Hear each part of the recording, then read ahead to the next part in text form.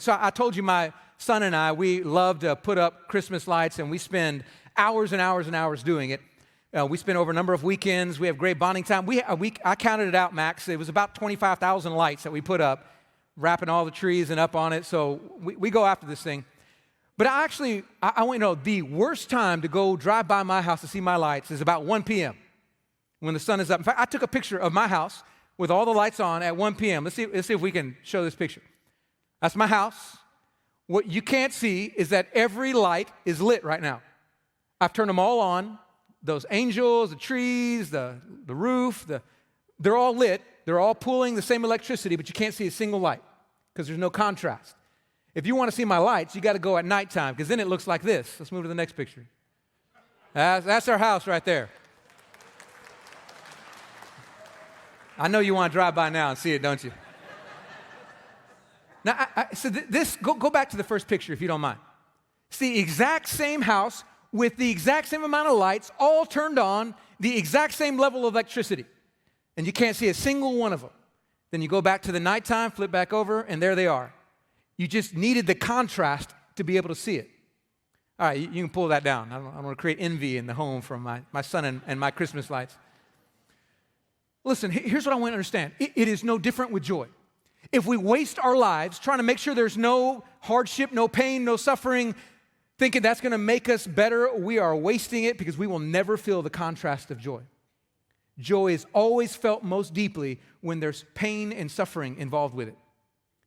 Now, maybe you see my Christmas lights and you're going, that's cute, you can golf clap it, I understand what you're saying, but I don't really feel it. I want to actually tell you a story of one of the happiest moments of my life, but I want you to listen to the context of it. So this was about 5 years ago, 5.5 years ago. We were in Chicago for a reunion for the orphanage that my son and daughter were adopted from. It's called Harmony House, close to Beijing, China. And back then, about every other year, we would get together in Chicago with probably about 50 families that are all adopted from the same orphanage, and it would be this beautiful reunion. And we were in Chicago for that. It was a great time with the families there. But we decided this one particular day that we were going to go to the Chicago Zoo. And we were just going to get a chance to spend some time, bless the families that were there. So we were excited about it. And that day, it was gorgeous. It was July, but it's Chicago, so it actually felt good outside. And so we spent the whole day. It was wonderful. By the end of the day, the kids were getting kind of tired. We had 5 kids at the time. Our youngest was 1, and our oldest was 12. And so it was a great time together, but the kids were tuckered out. We were ready to go home. And we knew, if you have a big family, you understand this, you don't ever not go to the restroom before you get into the car, because someone's going to have to use the restroom. So we do our pit stop like we do anytime we're leaving somewhere. And we have so many kids, we have to do this in shifts. So I'm lucky that there's only one boy, so I only have one kid to take to the restroom. Virginia's got everybody else to take care of. But the way we worked it out, our daughter Georgia, our 1-year-old, had already had her diaper changed. She was clean, everything was good. So I took Max to the restroom, we came back out. And then Virginia said, all right, I'm going to the restroom. And then she said something that I didn't hear. She said, I'm going to leave Georgia with you, and I'm going to take the others and go to the restroom. Now, I admit, I'm hard of hearing sometimes, and Max and I are looking at like these little stuffed panda bears and lights and stuff. We're looking at these souvenirs because there was a souvenir shop right next to the restrooms, and we were just checking those things out, and she leaves, and I have no clue I'm in charge of my 1-year-old daughter. She can walk, she can't talk. So Virginia leaves. About two minutes later, my oldest 2 come back, and we're showing them the souvenirs. We're trying to pick out the best souvenir to remember this great trip by. About 3 minutes later, Virginia comes out. And her first question to me is, Jason, where's Georgia? And I go, baby, stop that. Stop kidding around. Where is she? She goes, no, Jason, seriously. I left Georgia with you. Where's Georgia? And at this point, I'm like, woman, stop that. Don't be joking around with me like that. Where's Georgia? And she said, I left her with you 5 minutes ago. Where's Georgia? And at that moment, when I saw her face, I realized she was not joking. Our daughter was lost. There was about 1,000 people crowded around, and there was no way to see her. We screamed her name. There was no answer. She couldn't talk even if we could. We could not find our 1-year-old. I want you to know, my heart fell to the ground. It was one of the lowest moments of my life right there.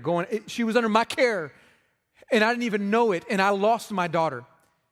And there's no way right now for us to just find, there's no way she's okay. And if you have ever been in a situation. I know there are many of you parents who've gone to the grocery store, turn around, your kid's not there, or at an amusement park. It is the worst feeling in the world. And here we are in the zoo, and there are all these people around, and this little bitty girl walking around, and we have no means to find her. And of course, your mind goes to the absolute worst places immediately. There's no doubt she has been abducted. Somebody has picked her up. We're right by the entrance and left with her, and we're overwhelmed. On top of that, your mind's going like maybe she walked into a lion pit or something crazy, or she got trampled by people because people are everywhere, and we're screaming her name over and over, Georgia, Georgia, Georgia. And we looked for about a minute. I promise you it felt like eternity 12 times over, looking for this little girl. A minute feels like forever when you don't know where your little girl is. And then Virginia saw a circle of women.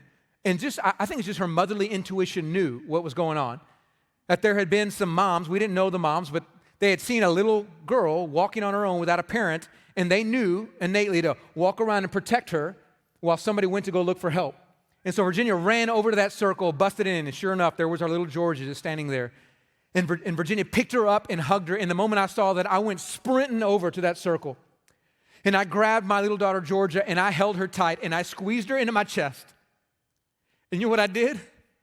I wept. I sobbed right there in the middle of that zoo. But they were not tears of pain. They were tears of joy. Because my daughter who was lost was back in my arms and she was okay. And that was one of the happiest moments of my life, just to hold my little daughter. And none of my fears had come true. But did you see where the joy came from? She had been by my side the entire day. And I didn't feel any of the joy.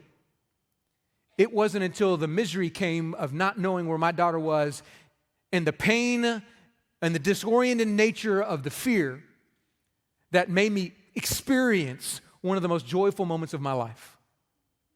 Joy is felt the deepest when we hurt the most, because that's when God breaks through and shows His goodness.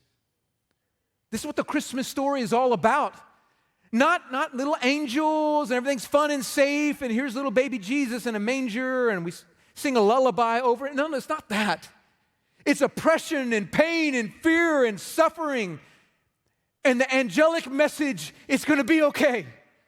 The King has been born and He is Mashiach, the Savior, the Lord. And all things are going to work out well. Let me tell you why that matters to you. There are some of you right now, and you're hearing this message, and your life feels like it is falling apart. And you're angry with God. God, why are you letting this happen to me? Why are you letting me suffer physically? Why are you letting me suffer this financial crisis? Why are you letting me suffer this broken relationship? God, where are you? Why did you let them die? God, why didn't you intervene in my situation? And what you don't realize right now is God is about to show you His greatest work. And God is about to let you experience the deepest joy if you'll just trust Him and run to Him. Because our God is in the business of taking what is broken and bringing joy as He fixes it.